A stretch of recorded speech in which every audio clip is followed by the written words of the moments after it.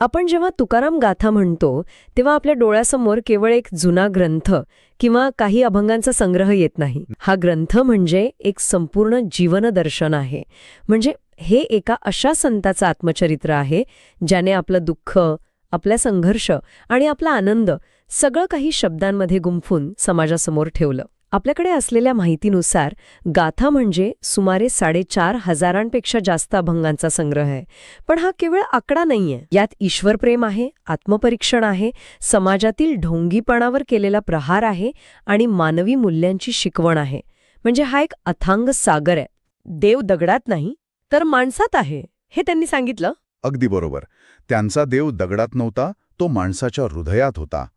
या चर्चेतून आपण तुकाराम महाराजांच्या वैयक्तिक आयुष्यातील संघर्ष, त्यावेळीची सामाजिक परिस्थिती आणि त्यातून त्यांच्या अभंगांना कशी धार चढली हे समजून घेऊ. चला तर मग या शब्दांच्या रत्नांच्या खजिन्यात आपण प्रवेश करूया. सुरुवातीला तुकाराम महाराजांच्या जीवनाचा आणि त्या काळाचा थोडा आढावा घेऊया. त्यांचा जन्म साधारणपणे 1608च्या सुमारास देहू गावात झाला. हो, एका व्यापारी कुटुंबात. त्यांचे वडील बोलोबा मोरे. म्हणजे तसं पाहिलं तर एका सामान्य संसारी माणसाचं आयुष्य त्यांच्या वाट्याला आलं होतं. पण तो काळ सामान्य नव्हता, हे लक्षात घ्यायला हवं. महाराष्ट्रावर तेव्हा मुघल सत्तेचा दबाव होता. सततचे दुष्काळ, गरिबी आणि समाजात जातीय विषमतेचा पगडा होता. धर्माच्या नावाखाली कर्मकांडांचं स्तोम माजलं होतं. या सगळ्या परिस्थितीचा तुकाराम महाराजांच्या संवेदनशील मनावर खूप खोल परिणाम झाला. आणि त्यातच त्यांच्या वैयक्तिक आयुष्यात दुखाचा डोंगर कोसळला. म्हणजे पहिली पत्नी आणि मुलं गेली, व्यापारात मोठं नुकसान झालं, कर्जबाजारी झाले. हो, समाज त्यांना अपयशी म्हणून हिणावू लागला. हे आघात खूप मोठे होते. आणि इथेच एक महत्वाची गोष्ट घडते. हे दुःख त्यांना संपवत नाही, तर त्यांना एका नव्या वाटेवर घेऊन जातं. अच्छा. याच दुःखाने त्यांना संसाराच्या पलीकडे जाऊन आध्यात्मिक सत्याचा शोध घेण्यास प्रवृत्त केलं. अनेकदा मोठं दुःखच माणसाला अंतर्मुख बनवतं आणि तुकोबांच्या बाबतीत तेच घडलं. त्यांच्या दुसऱ्या पत्नी जिजाबाई, त्यांचा स्वभाव त्यांच्या अगदी विरुद्ध होता असं म्हणतात. हो, त्या अत्यंत व्यावहारिक आणि काहीशा कडक स्वभावाच्या होत्या. आणि हा जो संघर्ष होता संसार आणि अध्यात्म, यामधला तो त्यांच्या अनेक अभंगांमधून दिसतो. नक्कीच दिसतो. बरं, आता आपण गाथेच्या मूळ गाभ्याकडे वळूया. तुकाराम महाराजांची भक्ती ही भीतीवर नाही तर प्रेमावर आधारलेली आहे असं म्हटलं जातं. अगदी. त्यांचा विठोबा हा राजा किंवा न्यायाधीश नाहीये. तो सखा आहे, मित्र आहे, आईबाप आहे. बरोबर. ते स्वतः म्हणतात, आम्हा घरी धन, शब्दांचीच रत्ने, शब्दांचीच शस्त्रे, जीवनाची. ही ओळ खूप काही सांगून जाते. खरंच त्यांचा शब्दांवरचा जो विश्वास आहे तो यात दिसतो. त्यांनी मुद्दाम क्लिष्ट संस्कृतऐवजी साध्या सोप्या बोली मराठीचा वापर केला. का? त्याचं कारण काय असेल? याचं कारण असं की त्यांचं तत्वज्ञान थेट सामान्य माणसाच्या हृदयापर्यंत पोचावं. त्यांच्या अभंगांमध्ये कृत्रिम अलंकार नाहीत, तर भावनांचा थेट आणि प्रामाणिक आविष्कार आहे. आणि त्यांची शैलीही संवादात्मक आहे, नाही का? ते कधी देवाशी भांडतात, कधी स्वतःलाच सुनावतात, तर कधी समाजातील ढोंगीपणावर थेट हल्ला करतात. हो, हा मोकळेपणाच त्यांच्या अभंगांना विशेष बनवतो. तुकाराम महाराजांनी विठ्ठलाच्या सगुण रूपाची भक्ती केली, पण त्यामागे एक निर्गुण तत्वज्ञान होतं. म्हणजे नेमकं काय? म्हणजे त्यांच्यासाठी विठ्ठल मूर्तीपुरता मर्यादित नव्हता, तो चराचरात व्यापलेला होता. म्हणूनच ते म्हणतात, देव पाहिला अंतर्यामी, बाहेर शोधू नये आम्ही. अच्छा, देव बाहेर नाही, तो तुझ्यात आत आहे, हा संदेश त्यांनी दिला. बरोबर. याचाच अर्थ त्यांनी बाह्य कर्मकांडांना, जसं की उपासताप किंवा तीर्थयात्रा, यांना दुय्यम स्थान दिलं. हो, कारण त्या काळात तर कर्मकांडांचा अतिरेक होता आणि धर्मावर काही वर्गाची मक्तेदारी होती. यावर त्यांनी खूप कठोर टीका केली. त्यांचा एक प्रसिद्ध अभंग आहे, पोटासाठी करीती भक्ती, ते जाणावे ढोंगी. वाव. त्यांच्या मते धर्म हे उपजीविकेचं साधन नाही, तर ते आत्मशुद्धीचं साधन आहे. बाह्य अवडंबऱ्यापेक्षा मनाची शुद्धता त्यांना जास्त महत्वाची वाटत होती. आणि यासोबतच त्यांनी सामाजिक समतेचा विचार अत्यंत प्रभावीपणे मांडला. तुकाराम गाथा ही एक प्रकारे सामाजिक समतेची घोषणाच आहे. हो. त्यांनी जात, वर्ग, लिंग यावर आधारित भेदभावाला थेट आव्हान दिलं. अगदी खरं आहे. जातीभेद मानिला नाही, विठ्ठलासी प्रिय तोच, यांसारख्या ओळी त्या काळातल्या समाजासाठी एक मोठा धक्का देणाऱ्या होत्या. नक्कीच. त्यांनी शूद्र, स्त्री, गरीब यांच्या दुःखाला वाचा फोडली. आणि यामुळेच तत्कालीन धर्मसत्ताधाऱ्यांनी त्यांना प्रचंड विरोध केला. हा विरोध इतका वाढला की त्यांच्या आयुष्यात अभंग इंद्रायणी नदीत बुडवण्याचा प्रसंग आला. हो. काही कर्मठ पंडितांनी त्यांचे अभंग अपवित्र ठरवून नदीत बुडवण्याची शिक्षा दिली. आणि या प्रसंगात तुकाराम महाराजांचं मोठेपण दिसतं. त्यांनी कोणताही विरोध केला नाही. नाही केला. नाही, त्यांनी शांतपणे ते मान्य केलं आणि आपला सगळा भार विठ्ठलावर टाकला. माझे काही नाही, सर्व विठ्ठलाचं, ही त्यांची त्यावेळची भावना होती. आणि मग आख्यायिकेनुसार काही दिवसांनी ते अभंग तरंगून वर आले. ही घटना श्रद्धेच्या आणि सत्याच्या विजयाचं प्रतीक मानली जाते. हो, आणि यातूनच त्यांच्या वैराग्याची कल्पना स्पष्ट होते. कशी? त्यांचं वैराग्य हे संसारातून पळून जाणारं नव्हतं, तर संसारात राहून निर्लेप कसं राहावं हे शिकवणारं होतं. अच्छा. त्यांच्या अभंगांमध्ये संसार आणि अध्यात्म यातील द्वंद्व सतत दिसतं. संसार सारा माया, विठ्ठला वाचून शून्य असं म्हणतानाही ते संसारातील जबाबदाऱ्यांची जाणीव करून देतात. हाच मानवी भाव त्यांच्या अभंगांना अधिक जवळचा करतो. तर आजच्या चर्चेतून आपण पाहिलं की तुकाराम गाथा हे केवळ काव्य नाही, तर ते एका संघर्षाचं, प्रेमाचं आणि सामाजिक बदलाचं प्रतीक आहे. बरोबर. तुकाराम महाराजांनी साध्या सोप्या शब्दांतून भक्तीला सर्वसामान्यांपर्यंत पोचवलं आणि समाजातील चुकीच्या रूढींवर निर्भीडपणे प्रहार केला. आणि सर्वात महत्त्वाचं म्हणजे त्यांनी देव आणि भक्त यांच्यातील नातं अधिक मोकळं आणि जिव्हाळ्याचं बनवलं. हो. त्यांचा विठ्ठल हा कधी सखा, कधी आई, तर कधी गुरु बनून त्यांच्यासोबत उभा राहतो. हाच आपलेपणा त्यांच्या अभंगांना आजही जिवंत ठेवतो. तुकारामांनी शब्दांना शस्त्र बनवून समाजातील ढोंगीपणावर प्रहार केला. आजच्या काळात माहितीच्या या महापुरात आपण आपल्या शब्दांचा वापर सत्यासाठी आणि समानतेसाठी कसा करू शकतो, हा विचार प्रत्येकाने करायला हवा. खरंय. आमची ही चर्चा आपल्याला आवडली असेल तर बुकवाईज विथ विशांत या चॅनलला लाईक, शेअर आणि सबस्क्राईब नक्की करा. हो, नक्की करा. पुढील भागात आपण याच पुस्तकाच्या दुसऱ्या भागावर चर्चा सुरू करणार आहोत. भेटूया पुढच्या वेळी. संत तुकाराम गाथावरील आपल्या चर्चेच्या दुसऱ्या भागात आपण प्रवेश करत आहोत. पहिल्या भागात आपण तुकाराम महाराजांचं आयुष्य पाहिलं, त्यांच्यावर आलेली संकट आणि त्यातून उभा राहिलेला त्यांच्या भक्तीचा तो विशाल पाया आपण पाहिला. आता आपण त्यांच्या साधनेच्या अधिक खोल, अधिक व्यक्तिगत आणि तितक्याच वैश्विक पैलूंवर प्रकाश टाकूया. हा भाग त्यांच्या आत्मानुभूतीचा आहे, ब्रह्मज्ञानाचा आणि सगळ्यात महत्त्वाचं म्हणजे स्वतःच्या मनाशी चाललेल्या त्या अविरत संघर्षाचा आहे. अगदी बरोबर. इथून पुढचे अभंग हे केवळ काव्य नाहीत, तर ते एक अनुभवसिद्ध तत्वज्ञान आहे. तुकाराम महाराजांनी वेदशास्त्र वाचले असतील, पण त्यांचं खरं ज्ञान ते त्यांना आयुष्याच्या शाळेत मिळालं. दुःख, अपमान आणि संघर्षाच्या वर्गात मिळालं. त्यामुळे त्यांची शिकवण ही केवळ कोरडा उपदेश न राहता एका जगलेल्या सत्याचा, एका अनुभवलेल्या शहाणपणाचा आवाज गणते. या भागात आपण त्यांच्या याच अंतर्गत प्रवासाचे वेगवेगळे टप्पे उलगडणार आहोत. चला तर मग ह्या अंतर्गत प्रवासातला जो सगळ्यात मोठा अडथळा आहे त्या शत्रूपासून सुरुवात करूया, जो बाहेर नाही तर आपल्या आतच बसलेला आहे, अहंकार. तुकाराम महाराजांच्या गाथेत हा शब्द सतत येत राहतो. त्यांच्या मते आपलं सगळं दुःख बाहेरच्या परिस्थितीत नाही, तर आपल्या आतल्या मीपणामध्ये आहे. ते किती स्पष्टपणे म्हणतात, अहंभाव जाळीला तेथे देव भेटे. म्हणजे अहंकार जाळला की देव भेटतो. हे समीकरण ऐकायला किती सोपं वाटतं, पण हा अहंभाव नेमका आहे तरी काय? तो फक्त गर्वापुरता मर्यादित आहे का? खूप चांगला प्रश्न आहे. कारण आपण अहंकार म्हटलं की फक्त मी मोठा आहे किंवा माझ्याकडे किती आहे हा गर्व समजतो. पण तुकाराम महाराज याच्या मुळाशी जातात. ते अहंकाराचे अनेक सूक्ष्म प्रकार सांगतात, जे आपल्या नकळत आपल्यात मुरलेले असतात. पहिल्या आणि सर्वात धोकादायक म्हणजे ज्ञानाचा गर्व. मला किती कळतं, मी किती पुस्तकं वाचली आहेत, सत्य फक्त मलाच उमगलं आहे असं वाटणं. दुसरा, जो त्या काळात प्रचंड मोठा सामाजिक अडथळा होता, तो म्हणजे जातीचा गर्व. तिसरा अर्थातच धनाचा किंवा पैशाचा गर्व. पण सर्वात धक्कादायक आणि विलक्षण गोष्ट म्हणजे ते भक्तीचा गर्व सुद्धा सांगतात. अच्छा, भक्तीचा गर्व, हे तर मोठं विरोधाभासी वाटतंय. भक्ती तर अहंकार घालवण्यासाठी करायची, मग तिचाच गर्व कसा होऊ शकतो? हीच तर खरी मेख आहे. मी किती मोठा भक्त आहे, मी रोज इतक्या माळा ओढतो, माझी भक्ती किती श्रेष्ठ आहे, हा विचारच देवापासून दूर नेणारा आहे की नाही. इथे भक्ती हे साध्य न राहता अहंकार जपण्याचं एक साधन बनतं. तुकाराम महाराजांच्या काळात अनेक जण कर्मकांडाचं मोठं प्रदर्शन करत. कदाचित त्यांना पाहूनच तुकारामांना हे सुचलं असेल की ही स्पर्धा आहे, समर्पण नाहीये. त्यामुळेच ते म्हणतात की हा साधनेच्या मार्गावरचा एक छुपा शत्रू आहे, जो भक्तीच्या वेशात येतो. आणि यातली सगळ्यात विलक्षण गोष्ट म्हणजे या टीकेतून ते स्वतःलाही वगळत नाहीत. अनेक अभंगांमध्ये ते तुका म्हणे असं स्वतःला उद्देशून स्वतःवरच इतकी कठोर टीका करतात की आश्चर्य वाटतं.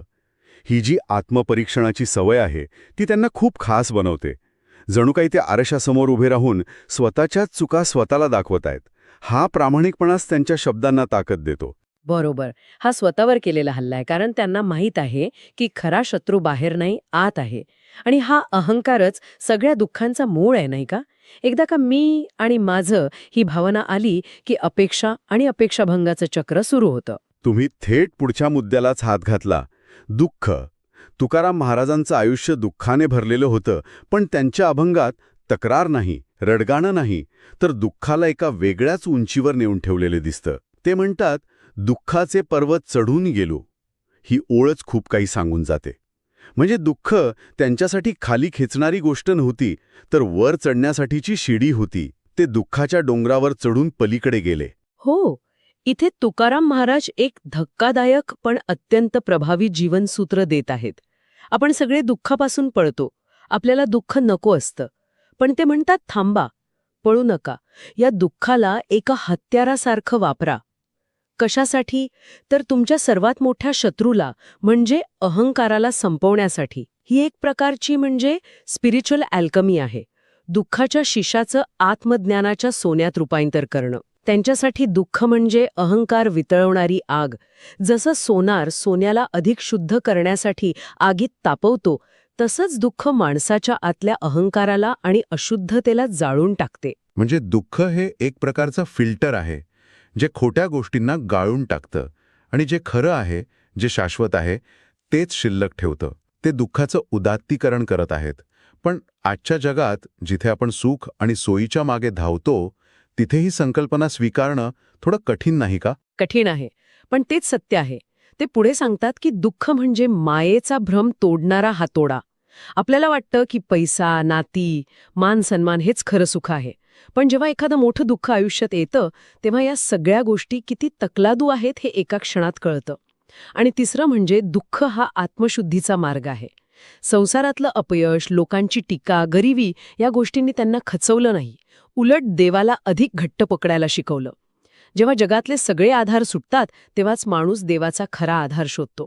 जो दुःख सहन करतो तोच आत्मानुभूतीच्या जवळ जातो. आणि दुःखाचा संबंध थेट येतो तो संसाराशी. तुकाराम महाराज संसार आणि मायेवर खूप कठोर शब्दात टीका करतात. संसार हा बाजार, मोहाचा व्यापार असं ते म्हणतात. म्हणजे संसार म्हणजे एक बाजार आहे जिथे फक्त मोहाचा, आसक्तीचा व्यापार चालतो. मग प्रश्न पडतो की त्यांनी संसार सोडायला सांगितला आहे का? कारण ते स्वतः तर संसारात होते. नाही.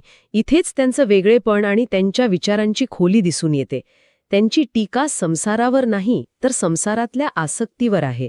ते स्वतः गृहस्थ होते. त्यांची पत्नी, मुलं होती. ते प्रपंच चालवत होते. त्यामुळे त्यांचं वैराग्य हे घरात राहून जबाबदाऱ्या पार पाडून केलेलं वैराग्य आहे, जंगलात जाऊन केलेलं नाही. त्यांचं म्हणणं असं आहे की संसारात राहा, आपली कर्तव्य पार पाडा, पण त्यात अडकू नका. जसं कमळाचं पान पाण्यात असूनही कोरडं राहतं, तसं संसारात राहून मन देवाशी जोडलेलं ठेवावं. पण हे व्यवहारात किती शक्य आहे? कमळाच्या पानासारखं राहा हे ऐकायला खूप छान वाटतं, पण रोजच्या जगण्यात आपल्या माणसांवर प्रेम करताना ती आसक्तीची रेषा न ओलांडणं ती खूप कठीण आहे. यावर तुकाराम काही अधिक सांगतात का? सांगतात ना. ते सांगतात की धोका वस्तू किंवा व्यक्तींमध्ये नाही, तर त्यांना चिकटून राहण्यात आहे. पत्नी, मुलं, पैसा या गोष्टी वाईट नाहीत, पण जेव्हा आपण त्यांनाच आपलं सर्वस्व मानतो, त्यांनाच सुखाचा एकमेव स्रोत समजतो, तेव्हा धोका निर्माण होतो. कारण आसक्तीच दुःखाला जन्म देते. बरोबर ना? जेव्हा आपण एखाद्या गोष्टीत किंवा व्यक्तीमध्ये पूर्णपणे गुंततो, तेव्हा तिच्यापासून दूर जाण्याचं दुःख अटळ असतं. म्हणून ते प्रपंच आणि परमार्थ यांची सांगड घालायला सांगतात. संसाराकडे कर्तव्य म्हणून पहा, आसक्ती म्हणून नको. मला एक प्रश्न पडतो. त्या काळात ज्ञानमार्ग आणि कर्ममार्ग हे प्रस्थापित मार्ग होते, ज्याला विद्वान आणि उच्चवर्णीयांची मान्यता होती. असं असताना एका सामान्य माणसासारखं फक्त विठ्ठल विठ्ठल म्हणण्याला, म्हणजे भक्तिमार्गाला आणि नामस्मरणाला इतकं श्रेष्ठत्व देण्यामागे त्यांची नेमकी कोणती भूमिका होती? ते अध्यात्माचे एक प्रकारचं लोकशाहीकरण करत होते का? डेमोक्रेटायझेशन ऑफ स्पिरिच्युअलिटी. मी अगदी अचूक शब्द वापरलात. ते अध्यात्माचं लोकशाहीकरणच करत होते. ते म्हणतात, ज्ञान नव्हे ते कोरडे भक्ती वाचून. भक्तीशिवाय ज्ञान कोरडं आणि निरुपयोगी आहे. जसं की एखाद्याला पोहण्यावरचं उत्तम पुस्तक वाचून पोहायला येत नाही, त्यासाठी पाण्यात उतरावंच लागतं. तसंच देवाविषयीचं ज्ञान वाचून देव भेटत नाही, त्यासाठी भक्तीच्या प्रेमात डुंबावं लागतं. त्यांची भक्ती प्रेमळ आहे, सहज आहे आणि सगळ्यात महत्त्वाचं म्हणजे ती सर्वांसाठी खुली आहे. तिथे जात, पंथ, लिंग, शिक्षण कशाचीही अट नाही. फक्त शुद्ध अंतःकरण महत्त्वाचं आहे. ज्ञानमार्गासाठी संस्कृतचं ज्ञान लागतं, कर्ममार्गासाठी पूजाविधीचं ज्ञान लागतं, पण भक्तीसाठी फक्त प्रेम लागतं. आणि या भक्तीचा पाया आहे नामस्मरण. नाम घ्या रे नाम, सर्व दुःखांचा राम. ही ओळ तर खूप प्रसिद्ध आहे. म्हणजे विठ्ठलाचं नाव हे सर्व दुःखांवरचं उत्तर आहे. नामस्मरण म्हणजे फक्त शब्दांचा उच्चार नाही, तर ती मनातून मारलेली हाक आहे. जसं एखादं लहान मूल संकटात सापडल्यावर आईला आतून हाक मारतं, तशी ही देवाला मारलेली हाक आहे. त्यांनी नामाला मोठमोठ्या यज्ञयाग आणि कर्मकांडांपेक्षाही श्रेष्ठ ठरवलं आहे. हो, अगदी. कारण कर्मकांड करण्यासाठी नियम असतात, विशिष्ट वेळ असते, पुरोहित लागतो, साहित्य लागतं. पण नामस्मरण ते कधीही, कुठेही, कोणीही करू शकतं. ते साधनेचं सोपं, सरळ आणि विनामूल्य रूप आहे, जे प्रत्येकाच्या आवाक्यात आहे. आता आपण तुकारामांच्या साधनेच्या एका अतिशय महत्त्वाच्या आणि प्रामाणिक पैलूकडे येऊया, जो त्यांना इतर अनेक संतांपेक्षा वेगळं ठरवतो. तो म्हणजे हो, आणि हा मुद्दा खूप महत्वाचा आहे. तुकाराम साधनेचा कोणताही सोपा किंवा खोटा रोमॅन्टिक मार्ग दाखवत नाहीत. ते स्वतःच्या आतल्या संघर्षांबद्दल कमालीच्या मोकळेपणाने बोलतात. मन नाही ऐके माझे काय करू, असं जेव्हा ते म्हणतात, तेव्हा ते प्रत्येक साधकाच्या मनातली गोष्ट बोलत असतात. आपल्याला वाटतं की संत म्हणजे ज्यांचं मन नेहमी शांत असतं, स्थिर असतं. पण तुकाराम महाराज दाखवून देतात की तसं नाही. वासना, भीती, संशय, राग या सगळ्याशी त्यांची आतल्या आत एक मोठी झुंज चालू आहे आणि ते ती प्रामाणिकपणे मांडतात. म्हणजे संत होणं म्हणजे मनावर पूर्ण ताबा मिळवणं नव्हे, तर मनाशी सतत प्रामाणिकपणे लढत राहणं आहे. हेच त्यांना खूप रिलेटेबल बनवतं. ते देवाकडे तक्रार करतात, कधीकधी देवाशी भांडतात सुद्धा. तुझे माझे झाले भांडण, तुझे मजे नाही बोलणे, असंही म्हणतात. पण त्याच वेळी स्वतःची कमजोरीही मान्य करतात. आणि हाच प्रामाणिकपणा मग त्यांना बाहेरच्या जगातल्या ढोंगीपणावर बोलायला बळ देतो. जो माणूस स्वतःच्या दोषांकडे आरशात पाहू शकतो, त्यालाच दुसऱ्याच्या ढोंगीपणावर बोट ठेवण्याचा नैतिक अधिकार मिळतो, आहे की नाही? बरोबर. इथूनच त्यांच्या सामाजिक टीकेला एक वेगळी धार येते. या भागात त्यांची सामाजिक टीका अधिक तीव्र झालेली दिसते. ढोंगी साधू, भ्रष्ट ब्राह्मण, स्वार्थी श्रीमंत यांच्यावर ते सडेतोड टीका करतात. बाह्य भस्म लावून अंतर काळे, या ओळीतून ते बाहेरचा देखावा आणि आतला काळेपणा यावर अचूक दोट ठेवतात.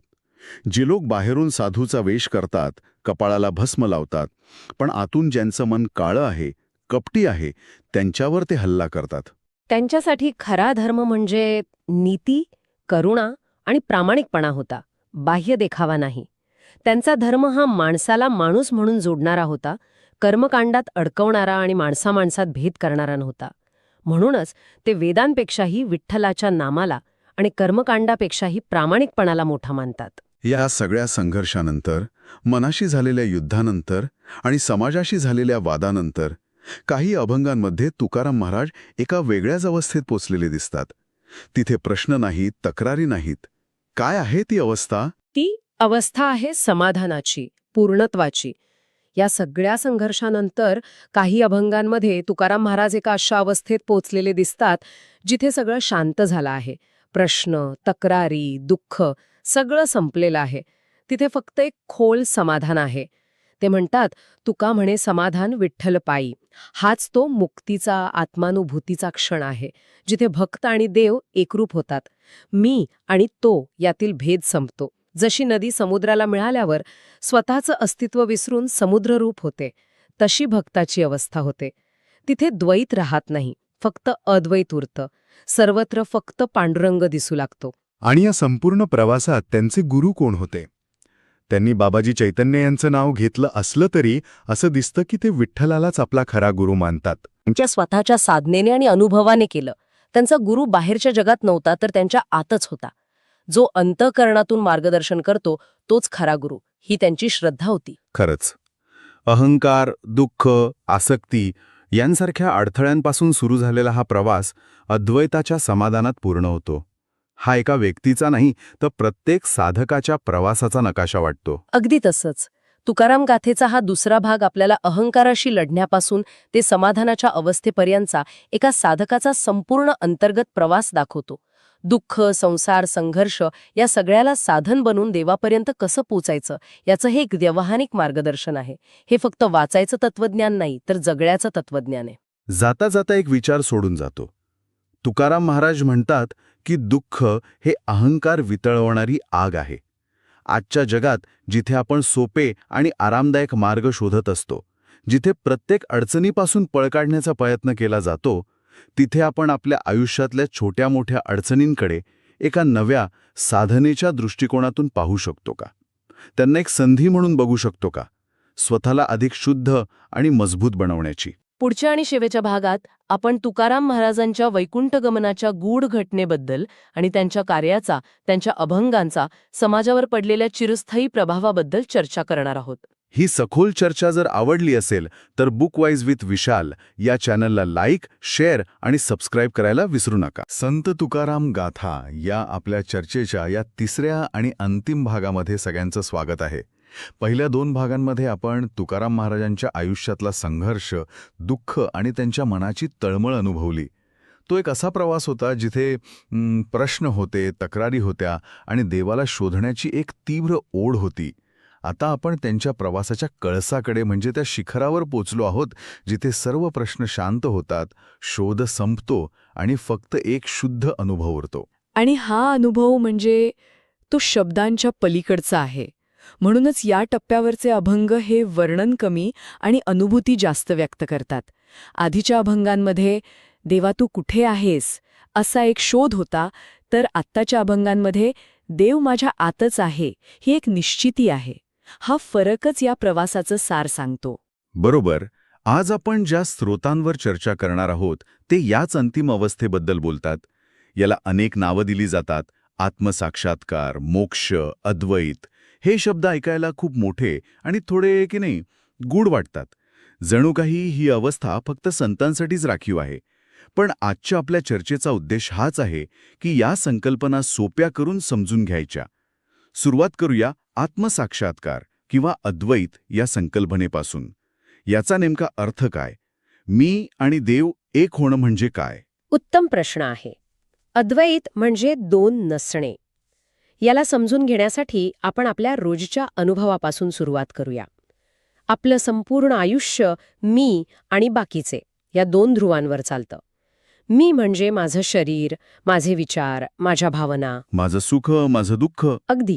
आणि बाकीचे म्हणजे हे जग, इतर लोक, निसर्ग आणि देव. आपण स्वतःला या जगापासून वेगळं समजतो.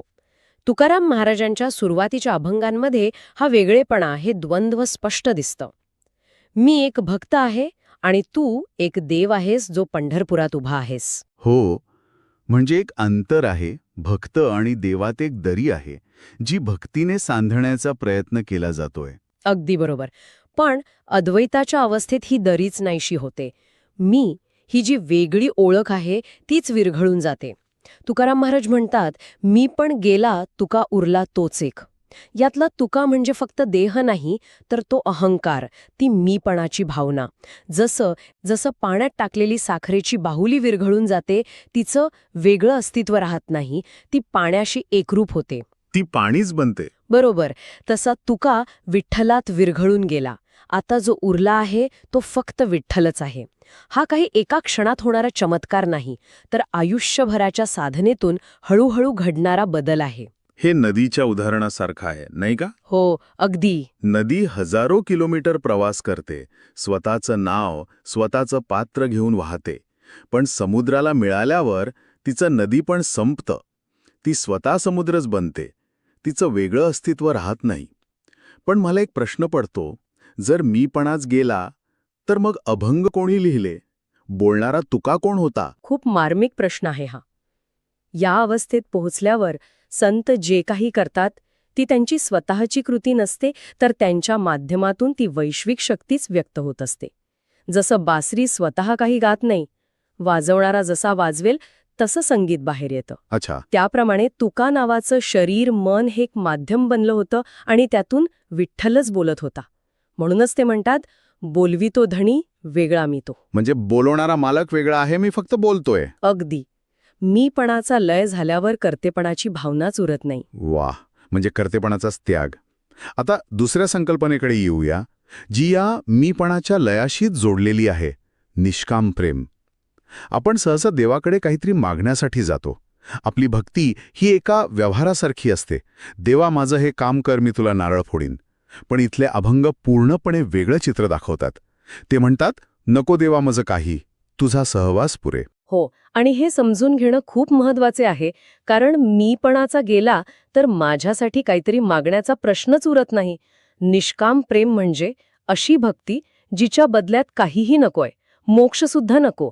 गंमत बघा, अनेक साधक मोक्षासाठी साधना करतात, पण तुकाराम महाराज म्हणतात, न लगे मुक्ती धनसंपदा संत संग देई सदा.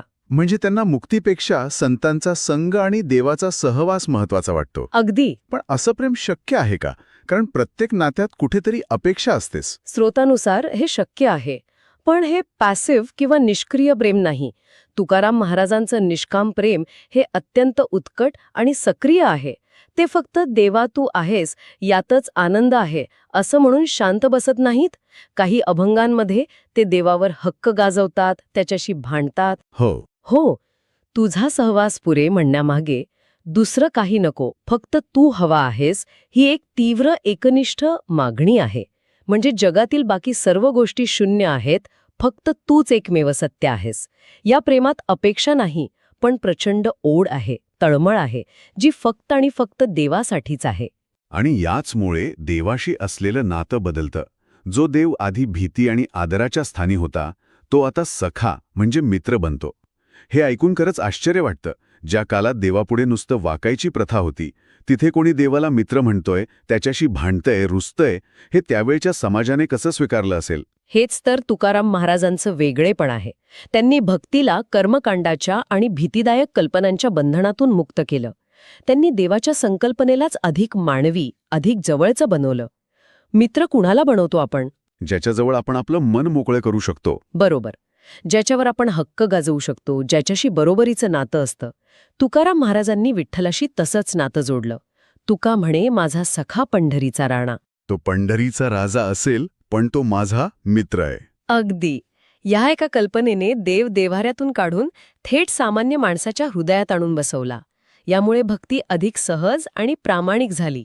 तर मग चला, या 3 संकल्पना, अद्वैताचा अनुभव, निष्काम प्रेम आणि देवाशी मैत्रीचं नातं, तुकाराम महाराजांच्या अभंगातून कशा उलगडत जातात यावर अधिक सखोल चर्चा करूया. त्यांच्या प्रवासाच्या या अंतिम टप्प्यात, जिथे संघर्ष संपून फक्त आनंद उरतो, तिथे आपण प्रवेश करूया. चला, त्या अवस्थेपासूनच सुरुवात करूया जिथे तुकाराम महाराजांचा आंतरिक संघर्ष संपलेला दिसतो. आधीच्या अभंगांमध्ये मनाची चंचलता आहे, जगाबद्दलची निराशा आहे, एक प्रकारची तडफड आहे. पण या शेवटच्या टप्प्यातले अभंग वाचताना एक विलक्षण शांतता जाणवते. शब्दांमधली आर्तता कमी होऊन एक प्रकारचं स्थैर्य आणि समाधान जाणवतं. हो, कारण आता शोधाशोध संपलीये. आधी ते देवाला बाहेर शोधत होते, आता त्यांना खात्री पटलीये की ज्याला आपण शोधतोय तो आपल्या आतच आहे. आपुला तो एक देव करून घ्यावा, म्हणजे देवाला बाहेर शोधण्यापेक्षा आपल्या आतच त्याला अनुभवावा. ही जाणीव झाल्यावर मनाची धावपळ थांबते आणि याच जाणीवेतून ती प्रसिद्ध ओळ येते. मी पण गेला, तुका उरला तोच एक. बरोबर. हा केवळ एक तात्विक विचार नाही, तर तो जगलेला अनुभव आहे. आणि तुम्ही म्हणालात तसं, हा मीपणा जाण्याचा थेट परिणाम त्यांच्या देवाकडे बघण्याच्या दृष्टिकोनावर झाला असेल, नाही का? हो. म्हणजे जर मीच उरला नाही, तर माझ्यासाठी काहीतरी मागण्याचा प्रश्नच येत नाही. आणि तिथूनच निष्काम भक्तीचा उगम होतो. अगदी. हे दोन्ही एकमेकांशी जोडलेलं आहे. जोपर्यंत मी आहे तोपर्यंत माझ्या गरजा आहेत, माझ्या अपेक्षा आहेत, पण जेव्हा मी विरघळतो तेव्हा फक्त प्रेम उरतं. ते म्हणतात, घेईन मी जन्म याचसाठी देवा, तुझी चरण सेवा साधावया. म्हणजे मला जन्ममृत्यूच्या फेऱ्यातून सुटका म्हणजे मोक्ष नको, तर मला पुन्हा जन्म हवाय. हो. पण कशासाठी? तर तुझी सेवा करण्यासाठी. ही भक्तीची किती मोठी उंची आहे. इथे भक्त देवाकडे स्वतःसाठी काही मागत नाही, उलट देतो, स्वतःलाच अर्पण करतो. पण मग संसार, दुःख, व्यवहार या सगळ्याचं काय झालं? ते तर सुरूच होतं. स्रोतांमध्ये एक सुंदर वाक्य आहे, संसार बदललेला नाही, पण दृष्टी बदललेली आहे. ते म्हणतात, सुख दुःख दोन्ही सारखे, विठ्ठल पायी. ही कल्पनाच पसायला जड आहे. सुख आणि दुःख ह्या दोन टोकाच्या भावना सारख्या कशा वाटू शकतात? हे थोडं अमानवी नाही वाटत का? म्हणजे भावना शून्य होण्यासारखं? नाही, हा भावना शून्य होण्याचा प्रकार नाही, तर भावनांच्या पलीकडे जाण्याचा प्रकार आहे. यालाच जीवनमुक्ती म्हणतात. म्हणजे जिवंतपणेच मुक्त होणे. याचं एक सुंदर उदाहरण म्हणजे समुद्राचं.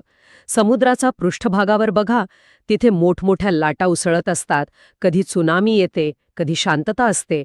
हे आपल्या आयुष्यातील सुखदुःखासारखं आहे. हो. पण समुद्राच्या तळाशी खोल गर्भात नेहमी नितांत शांतता असते. बाहेर कितीही वादळ असलं तरी आतली शांतता भंग पावत नाही. अच्छा. जीवनमुक्त माणसाचं मन त्या समुद्राच्या तळासारखं होतं. बाहेर जगात सुखदुःखाच्या घटना घडत राहतात, पण त्याच्या आतला आनंद, आतली शांतता स्थिर राहते. ती कशावरही अवलंबून नसते. त्यामुळे ते भावनाशून्य होत नाहीत, तर ते भावनेच्या लाटांवर स्वार होतात, त्यात बुडून जात नाहीत. आता आपण तुकाराम महाराजांच्या जीवनातील सर्वात गूढ आणि वादग्रस्त घटनेकडे वळूया, त्यांचं वैकुंठ गमन. वारकरी परंपरेनुसार त्यांनी देह ठेवून साक्षात विठ्ठलासोबत वैकुंठात गमन केलं. ही भक्तांसाठी श्रद्धेची सर्वोच्च बाब आहे.